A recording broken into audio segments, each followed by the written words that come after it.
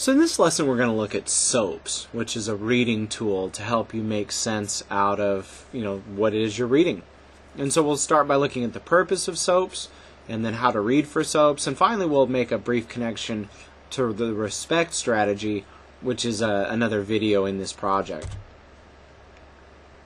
So the purpose of SOAPS, right? SOAPS is just a mnemonic device, and Mnemosyne was actually the Greek goddess of memory. So a mnemonic device is just something to help us remember things, right? And so it helps you remember to read for key details that will help you comprehend better. And this also can be applied. This can be applied to reading and speeches, but also to films, art, video games, people, etc. This is a great tool to use anytime you have to interpret a message or work of art from anywhere. All right. So what does this stand for? Right. The S stands for speaker, right? Male or female. When was the speaker alive? What did they do for a living? Were they powerful? Were they religious? What was their culture like? And again, the respect lesson will help you get more ideas for what a speaker is, because this is a very important part of this tool. Sometimes, too, you have to do some research. Sometimes you're just given a document or a work of art, and it's by this person, and that's all they tell you. Sometimes you just have to go out and do some research yourself. The occasion, right? When was it made? What was going on in the world or the country or the community that the document or the speech came out of? What was going on in the speaker's own life? Again, you might have to find that out through research. And did some personal or public event cause the speaker to make or say this document? Again, sometimes you got to research this stuff.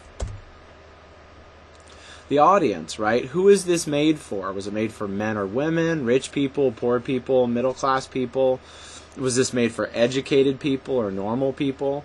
And the respect lesson will help you once again. I know I keep crossing over between these two lessons, but it was really hard for me to separate them because they do a lot of the same things.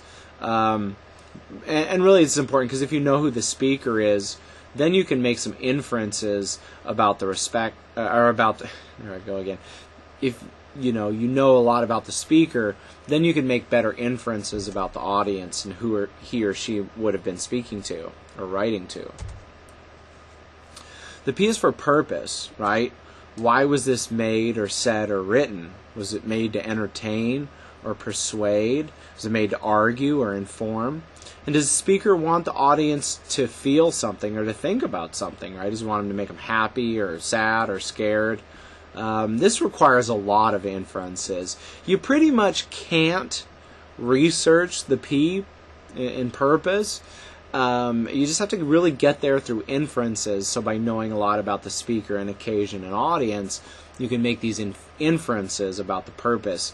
I find that often the purpose is the least clear and the last thing I figure out. Sometimes I'll figure out all other four parts of a reading before I really understand the purpose. And the S is just for style, right? The tone, literary elements that we've studied, things like theme and plot and characterization, figurative language. Is it simple or complex? Is it long or short?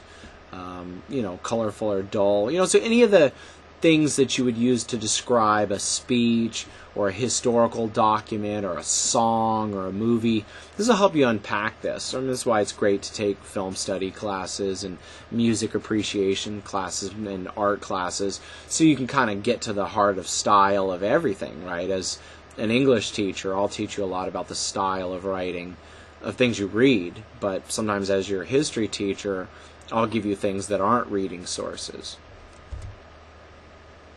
So like I said, connect this to the respect lesson. This will help you get a lot out of the kind of the speaker part, because often this is the most important part, as I've said.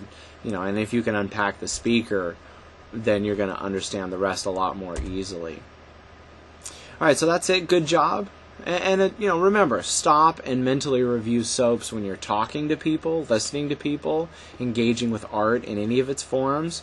And remember that SOAPS is a valuable tool to help you frame your W column as well as your plus column, which helps you make inferences, interpretations, evaluation, and to perform many other reading skills.